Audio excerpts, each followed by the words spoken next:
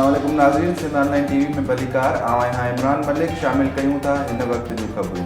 नाज़रीन, चूअर जमाली भरिसां सिंध जे मशहूर दरगाह शाह यकीक ऐं जीलानी बाबा टिलण शाह जे उर्स मुबारक जो इफ्तिताह औक़ाफ़ खाते जे chief administration doctor Zahid Hussain Shar PP अॻुवाण हाजी शौकत अली ख़ान मलकानी दरगाह शाह यकीक ते चादर चाढ़े कयो। सिंध ऑनलाइन टीवी जे रिपोर्टर कादिर कहर मूजिब उन मौक़े ते औक़ाफ़ chief administration doctor Zahid Hussain Shar media सां ॻाल्हाईंदे चयो त गुज़िरियल 5 सालनि खां कोरोना वायरस ऐं सिक्योरिटी ख़दशनि सबबि मेलो मुलतवी थींदो रहियो आहे। उन वक़्तु वॾी कोशिश सां उर्स मुबारक जी मंज़ूरी वरिती आहे। होॾां सिक्योरिटी जे सिलसिले में औक़ाफ़ खाते तरफ़ां इंतज़ाम सख़्तु कया विया आहिनि, जॾहिं त CCTV कैमराऊं ऐं वॉक थ्रू गेट पिणु लॻाया विया आहिनि। दरगाह जे आसपास ऐं मेले जी सिक्योरिटी लाइ ज़िले सजावल पुलिस रेंजर्स जो सहकार सां 400 खां वधीक पुलिस एहलकार समेत 5 SHO समेत पुलिस जे वॾी नफ़री सिक्योरिटी जा फ़राइज़ सरअंजाम ॾेई रही आहे। उन मौक़े ते Ahmed Riaz inspector rangers SHO Shahnawaz Otho Mohammad Siddique Memon Allahwarayo Solangi Wali Mohammad जत